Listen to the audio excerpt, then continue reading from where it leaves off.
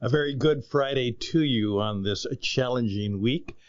Friday is Future Day, and that's what we're going to talk about on Interesting Ideas. My name is Stan Houston, and today I'd like to do a little back to the future because, with your permission, I'm going to reminisce and go back to things that I am old enough to remember, all the way back to the Sony Walkman. And here we are. Today I want to talk about the final farewell to the Apple iPod and what that might mean for you and me and for the future that is before us. That'll be the thoughts for today, and hopefully some thoughts to bring into the weekend so that you can improve your life by having greater ideas, greater insight, greater influence, strong and powerful impact, and true income. That's the transformational statement for this program called Interesting Ideas, and it begins right now.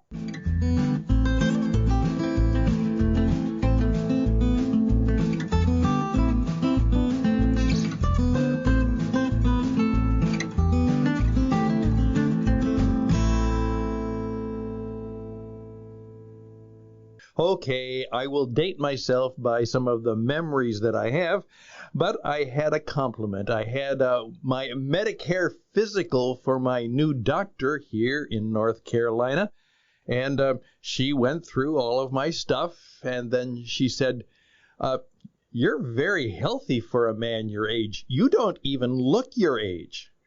Well, that's nice to hear.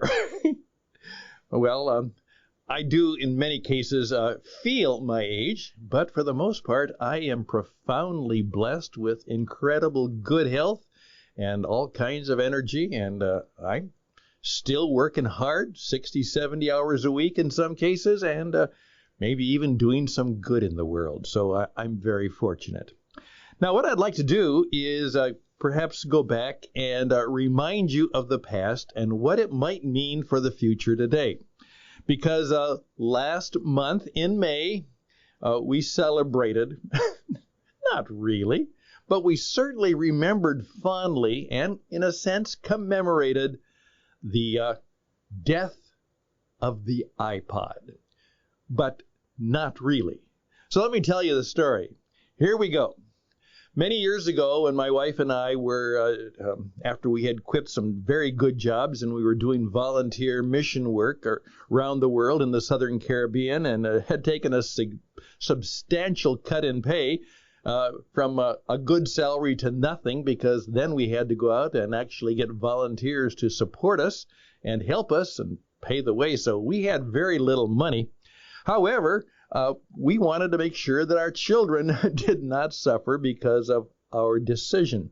So whenever we could, we did everything we could and used some of the meager savings we had from the sale of our house back in Minnesota, and we would try and do some good things for our children.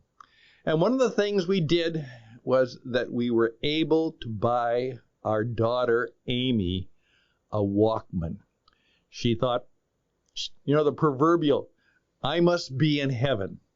She was one of the first, and it was quite expensive at that time. And some of you know what it was. It was a box by Sony.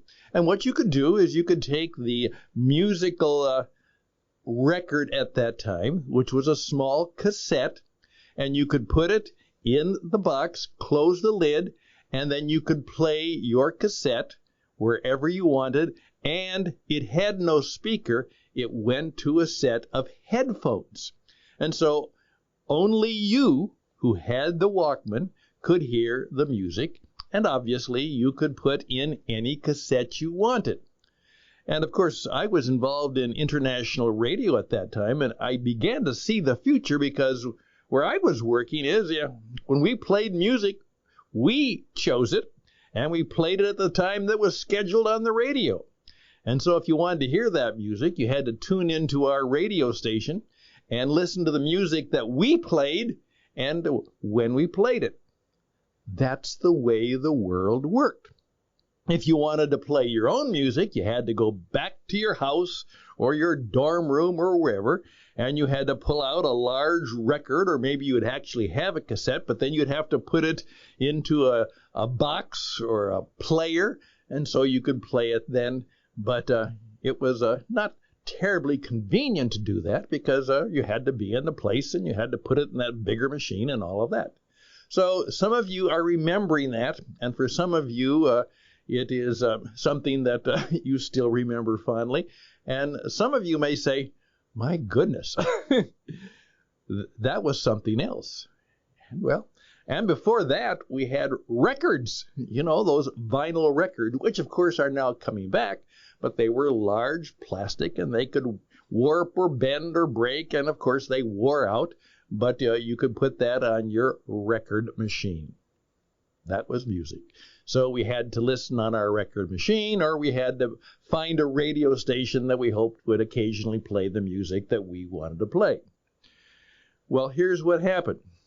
Steve Jobs had invented the Apple computer, and he was doing quite well, but then Apple had its problems, and some of you know the story. Apple fired the founder. Yeah, they fired Steve Jobs, and he was out of a job. Well, obviously, he still owned parts of Apple, but he didn't have a job there, and he went off and did a number of other things, and they turned out to be quite successful. But not as successful as it had been in many ways, and so Apple invited him back to save the company. That's right. Apple was going under. And Steve Jobs, obviously a very creative man, came up with a couple things that saved the company. First of all, the iMac, the Mac, the small computer that you could carry around.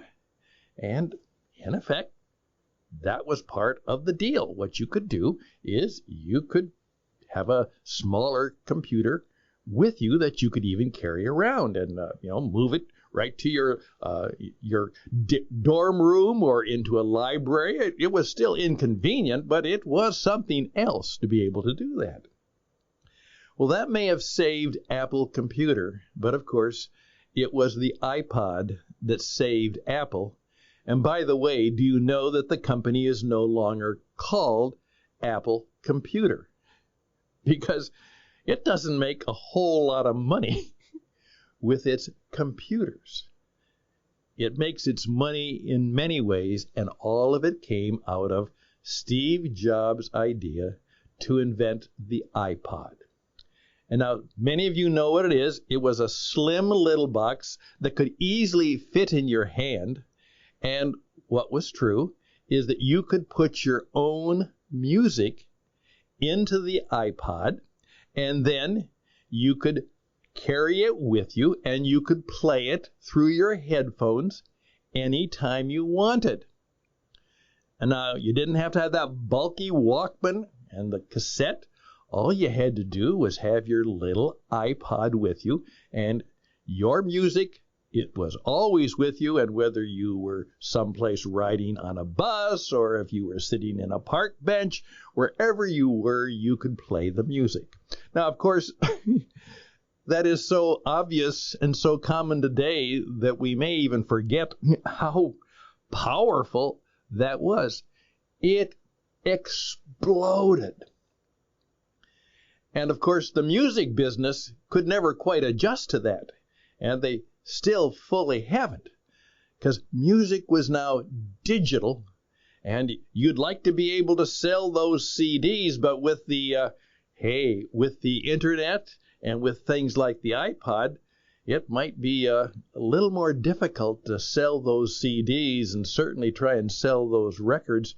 The music industry almost died as it was, and really did die as it was, and it had to find new and hopefully more powerful ways using the new technology to do what it does. And it's still dealing with that. So that was the iPod. And there were a variety of them. Now, some of you, and this is very interesting, I do a little test. I've asked people when they say, iPod or iPad now, I say, what does iPod mean? Do you know what it means? iPod. Well, let me tell you. It means, individual or independent, personal, on demand. That means, hey, it was your song that you carried with you. It was just for you, and it was personal. You chose it, and you could put it in your machine, and you could play it any time you wanted. So it was individual, your selection. It was very personal. You had chosen it, and you could listen to it on demand whenever you wanted to. Individual, independent, personal, on-demand music. That's where it came from. Now, that's going to help us figure out what to do in the future. So there you are. Now, what do you think that meant and what happened next? Well, that's going to be part 2 of our story, but we'll do that after we take a brief break. Hey, my name is Stan, and I'm the leader of Interesting Ideas and What It Takes Radio, and we're here to help you perform at your best.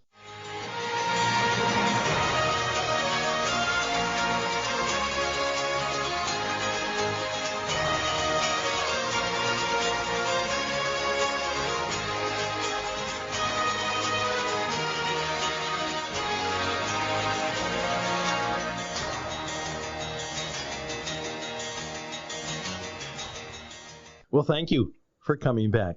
And it's at about 11 minutes. We probably are going to be done within 20 minutes. And please keep in mind, as I mentioned yesterday, if you would take 15 to 20 minutes every day just to learn some new ideas that would make you interesting, help you think about your subject, your industry, whatever you are, if you will take 15 to 20 minutes every day just to learn something new, you would be surprised how brilliant you will become.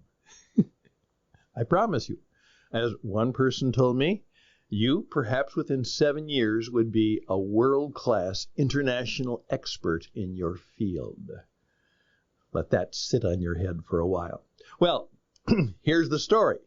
Of course, what happened is Steve Jobs wasn't ready to just leave it with the iPod. And of course, then the next thing that came out was he said, okay, I've got a place where you can have the music.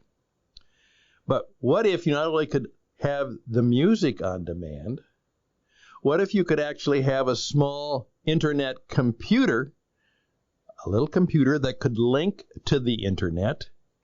And what if you could actually have your own telephone? And so instead of being just an individual, personal, on-demand music source, it could be an individual, personal, on-demand link to the internet, and it could be an individual, carry it with you, on-demand telephone. And he put that together, and of course, that's what has changed the world, and there are probably more smartphones in the world than there are people. And that, of course, is what saved Apple. The iPod gave birth to the iPhone, and you know at least the rest of the story. Now, of course, the problem for Apple is what's next? Well, they tried the iWatch, and that has been up and down, and reasonably so. It's mostly complementary to the smartphone, though I'm very grateful for it because my wife has gone through a medical condition, and actually what is true is that her doctor said that she had to get an iWatch. I said, what's that? He says, that way she can monitor her heart rate anytime. And if there's a problem with her heartbeat, she will know it, and she can press the button, and that rate, her heart condition, will go through the internet, through the cellular, and it will come down in my office. So if you call me, I can know immediately what is happening with her medical condition. And that's true. probably help save her life in some ways. So what will Apple do next? But what we do know is that with artificial intelligence, there's going to be a whole lot of new things that will come out of the combination of iPod stuff, individual, independent, personal on-demand, internet-based, digital-based information and products and services. And your job is to get ready for those incredible changes. So, that's my thoughts for this week. There's a part of me that goes back to fond memories of how delighted my daughter was when she got her Walkman. I'm still trying. I put my iPod, I haven't used it, of course, in many, many years. And I said to my wife, did I remember to pack my old iPod? And she said, Stan, you haven't used it in years, of course. I said, I know, but I was keeping it. I hope I remembered to put it someplace. And she said, well, if you did put it someplace and it was in the moving truck, we'll probably find it someday. But of course, you don't need it today. And of course, all of that is true. It's a sense of nostalgia. But it's also a reminder that, in effect, what this program is all about is helping you, because you will only succeed at the level you want if you will adopt, in some respect, the Jobs mentality, which says, I'm always looking for new ideas in ways that I can improve and innovate and do something different. That's the thought, that's the mindset you have to have. And, of course, you know I'm going to spin it right back to what I'm doing now. Now, do you know why we call it podcasting? Well, you should have it figured out. You've heard podcasts, but again, I ask people, what does podcast mean? Well, I don't know. It's just, I listen to them. I don't know what it means. Okay, here we go. And you have it ready right before you. Here you go. Obviously, when I was a broadcaster, and I was a broadcaster, I was on a big radio station, and we sent programs out through the transmitter and through these huge towers, and people listened to them on their radio. And, of course, the invention of the transistor radio changed the world in many respects, because that made it possible to have inexpensive radios that you could carry with you, and inexpensive radios, relatively, that we could put in your car. But, of course, you still had to listen to what I chose, and you still had to listen to the program when we aired it. Other than that, you couldn't listen to it. Okay, now I don't broadcast anymore. I podcast. I do a program that is personal from me, and it's meant to be personal for you. You only have to listen to it if you want to. You don't have to tune through all of the radio programs and all of the radio and TV channels. You don't have to look for something you'd like to hear or look for something that you want. You can find what you want, and you can listen to it whenever you want, anywhere you want.